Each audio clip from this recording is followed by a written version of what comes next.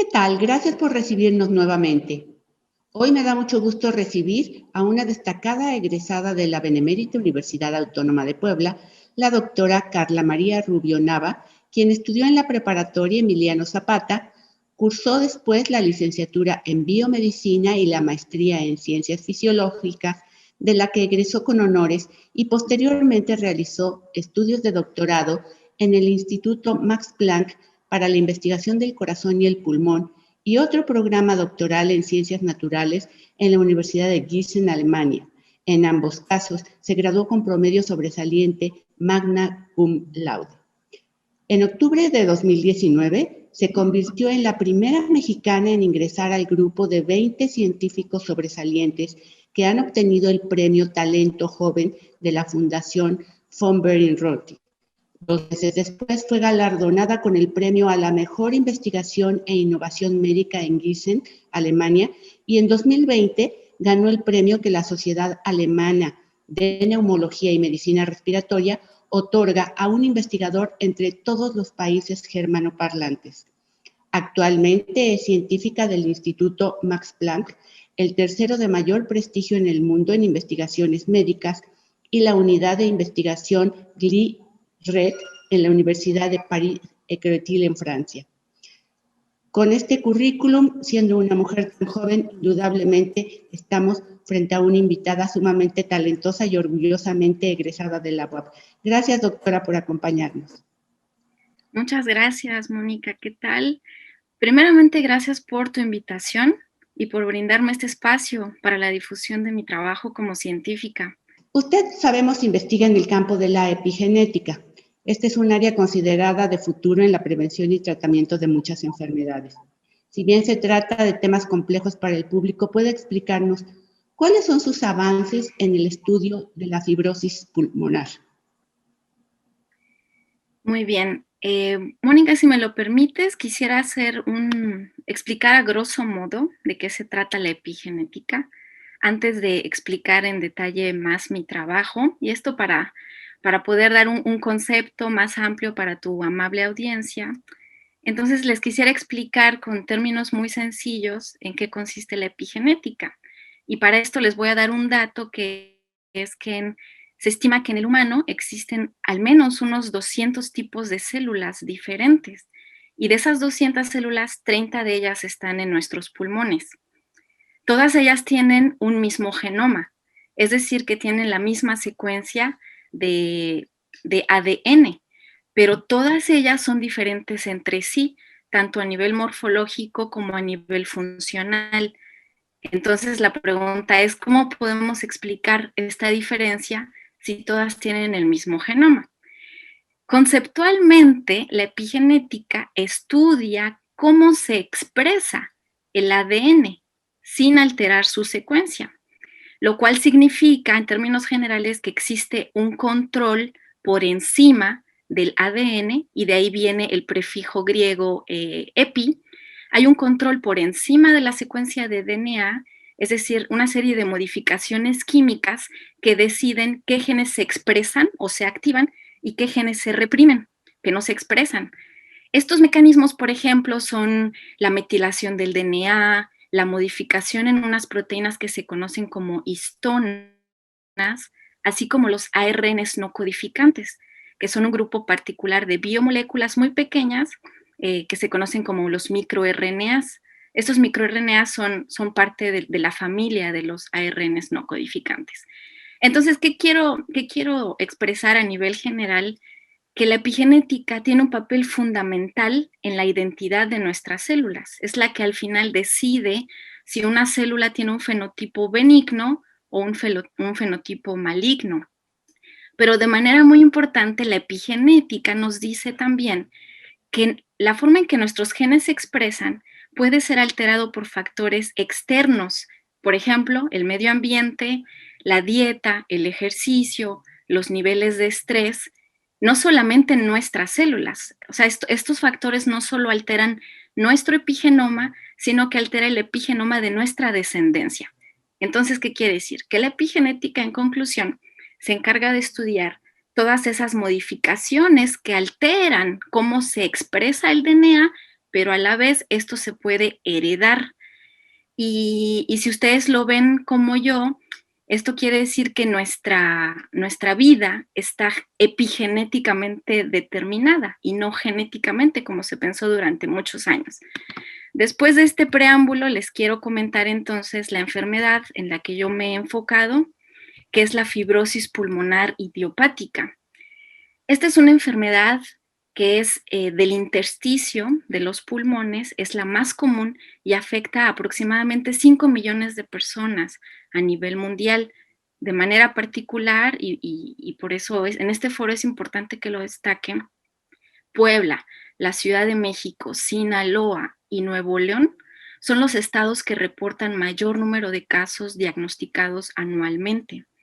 Ahora voy al concepto de fibrosis pulmonar idiopática. La etiqueta idiopática significa o se le atribuye a las enfermedades de las que se desconocen sus causas. Ahora, la referencia fibrosis, este término se refiere a cicatrización del tejido pulmonar, lo que ocasiona una disminución progresiva e irreversible de la función pulmonar. Esto va a desencadenar en una insuficiencia respiratoria que se agrava con el tiempo y conduce a una muy alta y muy temprana mortalidad. ¿Qué factores influyen? Aunque se sabe que no son los factores generadores, los factores que influyen en esta enfermedad son factores ambientales, como la contaminación del aire, el tabaquismo, factores genéticos, factores autoinmunes, factores microbianos y factores virales, como la pandemia que nos está aquejando en el momento, el coronavirus SARS-CoV-2. De manera importante respecto a fibrosis pulmonar idiopática, nosotros somos uno de los pocos grupos a nivel mundial que ha demostrado la presencia de los microRNAs que les mencioné en un principio dentro del núcleo de las células. Y lo que hacen estos microRNAs en ese sitio de las células es regular el epigenoma. ¿Qué es el epigenoma? Pues el conjunto de todas las modificaciones epigenéticas que una célula sufre en un cierto momento.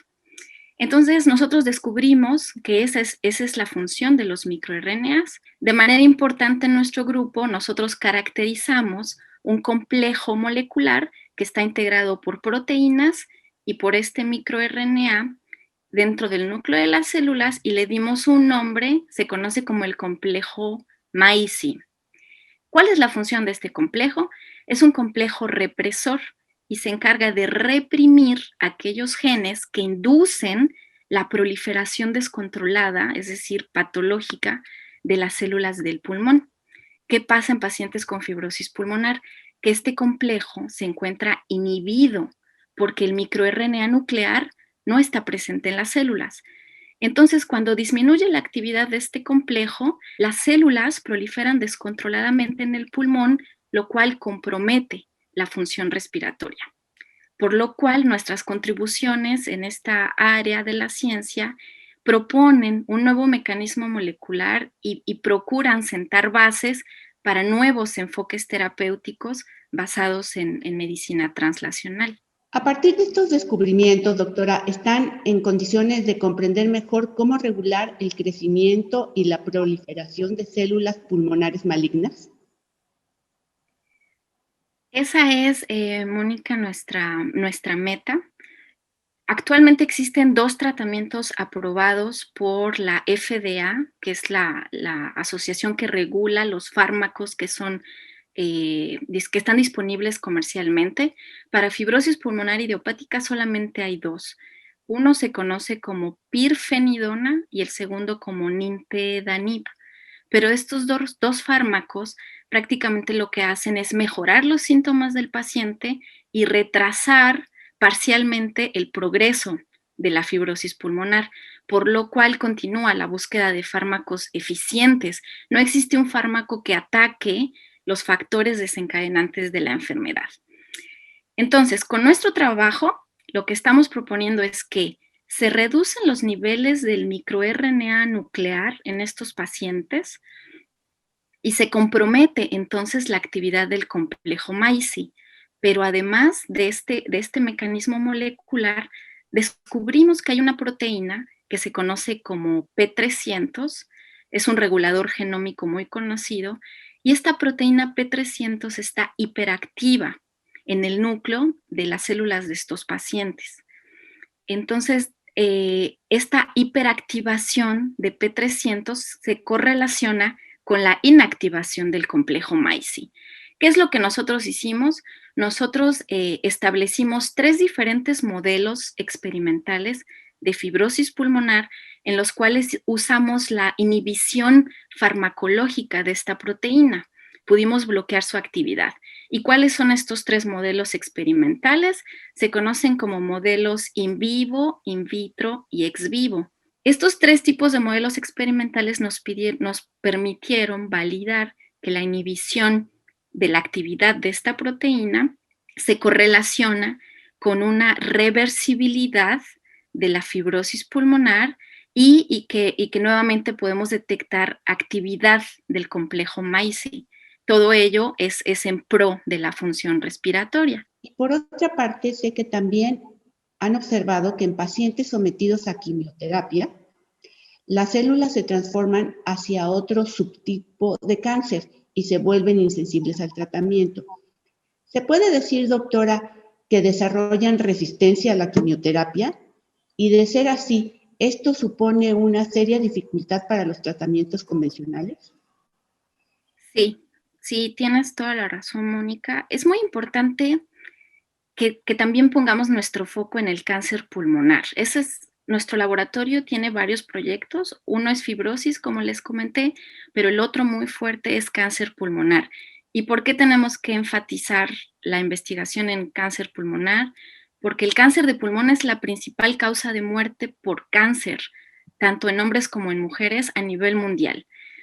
Entonces, para responder tu pregunta, la OMS ha dividido o ha clasificado el cáncer de pulmón en 2 grandes familias o en 2 grandes subtipos. Uno se conoce como el cáncer de pulmón de células no pequeñas y el cáncer de pulmón de células pequeñas. El cáncer de pulmón de células no pequeñas abarca el 85% de los casos, es el más común. Y por ejemplo, en este grupo encontramos pacientes con adenocarcinoma, pacientes con carcinoma de células escamosas y pacientes con carcinoma de células grandes. Estos 3 tipos de cáncer entran en este grupo de células no pequeñas, mientras que el cáncer de célula pequeña solo corresponde al 15% de los casos.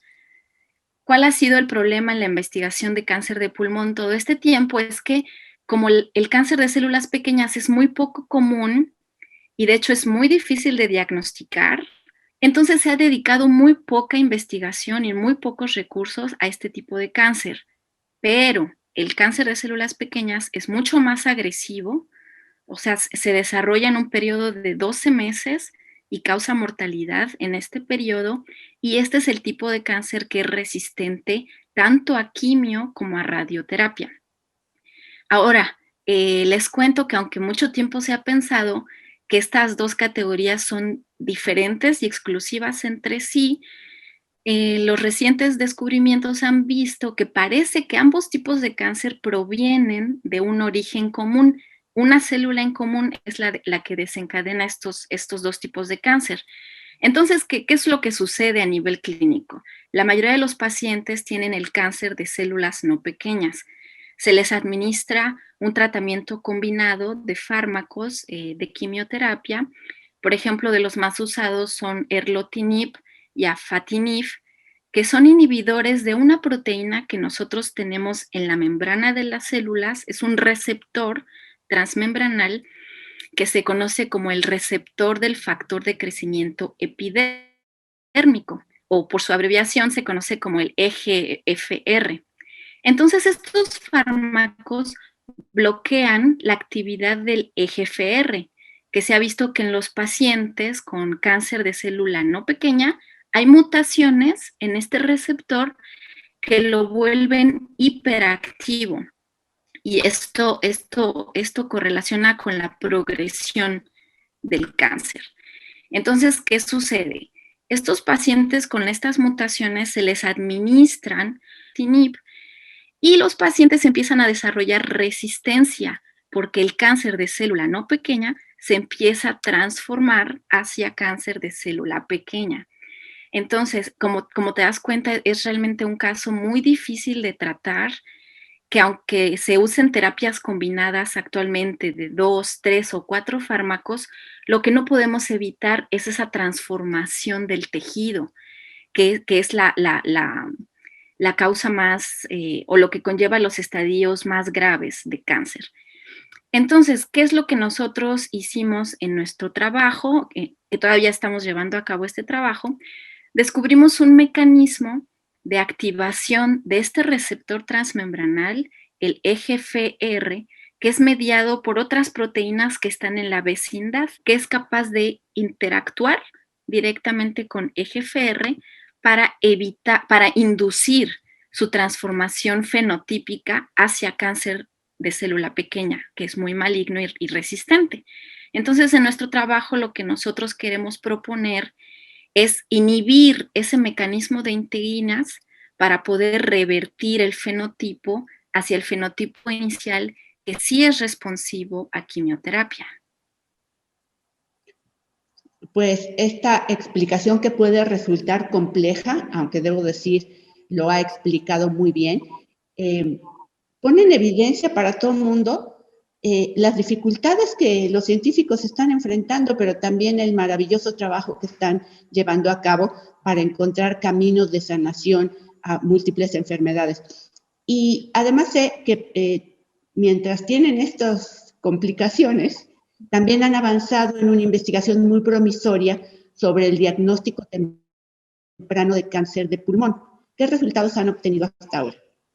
Así es, Mónica. Uno de los aspectos más negativos del cáncer pulmonar es que la fatalidad de esta enfermedad es debido a que su diagnóstico se lleva a cabo en etapas muy avanzadas. Entonces, lo que nosotros estamos haciendo, y yo participo actualmente en un ensayo clínico que se lleva a cabo en Alemania, en 5 diferentes hospitales que están distribuidos en distintas ciudades de Alemania, y con el apoyo del Centro Alemán de Investigación Pulmonar, nosotros estamos llevando a cabo un ensayo en el que usamos un método no invasivo por medio de condensados de exhalado pulmonar. Los pacientes exhalan durante 10 minutos en un colector, en un tubo colector que está rodeado por un condensador a menos 20 grados centígrados y permite condensar las partículas del exhalado pulmonar. Después tomamos esas partículas o ese condensado y hacemos un análisis molecular que puede distinguir 2 diferentes isoformas de 2 diferentes genes que son muy importantes durante el desarrollo embrionario del pulmón. Entonces, hacemos un perfil de expresión de estas diferentes isoformas e integramos estos resultados dentro de un algoritmo matemático que nos va a poder predecir un score, se llama un puntaje de cáncer pulmonar. Lo que es muy bueno de esta técnica es que el puntaje es dicotómico, es positivo o negativo, solo tiene 2 resultados. Y con eso nosotros podemos tanto diagnosticar pacientes en etapa temprana, sin necesidad de llevar a cabo estudios de biopsia, o sea, estudios invasivos. Claro que se tiene que corroborar por estudios de imagen, pero la sensibilidad y especificidad de este tipo de pruebas ha resultado realmente alta. Es muy interesante todo lo que nos dice doctora Rubio, y podríamos seguir platicando con usted sobre estos y otros temas, pero tenemos que concluir. Sin embargo, antes quiero preguntarle, ¿qué es lo que le otorgó su formación en la UAP para alcanzar un lugar en la cima científica en donde ahora usted se encuentra? Pues, Mónica, te puedo decir que el valor de la formación que me dio la universidad, la UAP, mi alma mater, es realmente incalculable. Es equiparable apenas con la formación propia que me dieron mis padres en casa. Yo agradezco haber podido estar en una universidad pública, que no solo es pública, sino que es excelente, es competitiva a nivel internacional, En primer lugar, porque me dio acceso a becas que me permitían ocuparme de mis estudios a la vez que tenía una formación no solo académica, sino técnica e inclusive cultural. Me dio una formación integral y eso lo quiero resaltar. Por su destacado desempeño científico no fuera suficiente, la doctora Carla María Rubio es corredora de fondo, corre entre 15 y 25 kilómetros a la semana, es soprano, asidua lectora y está fundando una web bilingüe de divulgación científica. Así que para despedirnos, nos gustaría saber brevemente qué libro está leyendo en este momento. Estoy leyendo 2 libros. El primero es de Alberto Camus, que es un escritor francés. El libro se llama La peste. Y lo empecé a leer porque La peste se considera un libro clásico del existencialismo europeo. Sin embargo, es un libro metafórico, se manejaba como un libro metafórico porque se trata de una ciudad en Argelia en donde de repente aparece una epidemia, una epidemia, mejor dicho, y entonces este libro describe cómo un sacerdote, un médico y un periodista, o sea, la parte religiosa, científica y social, van reaccionando ante esta epidemia. Pero era una metáfora, en realidad es una metáfora relacionada con la invasión de Alemania a Francia en la Segunda Guerra Mundial. Pero sin darnos cuenta se convirtió en un libro futurista. Es un libro muy hermoso, La peste, que lo que vamos viendo a través de la historia es como desde estas 3 perspectivas se va creando una conciencia social que nos permite solidarizarnos en momentos de crisis. Este es el primer libro que estoy a punto de terminar, y el segundo, que lo acabo de retomar, es un libro de una escritora poblana llamada Ángeles Mastretta. Es un libro costumbrista muy hermoso que se llama La emoción de las cosas. Fue el último libro que me compré cuando fui a México en mi última visita y me gusta mucho ese libro, lo estoy releyendo porque cada vez lo entiendo más y sobre todo en esta situación o en estos tiempos que estamos viviendo en los que el valor de la memoria y el valor de nuestros recuerdos se ha incrementado. Entonces les recomiendo ambos libros muy sinceramente. Pues muchas gracias, doctora Carla María Rubio Nava, por esta charla y muchas felicidades. Muchas gracias, Mónica. Saludos a todos. A todos ustedes, nos veremos pronto. Déjanos tus comentarios y si te gustó, dale like.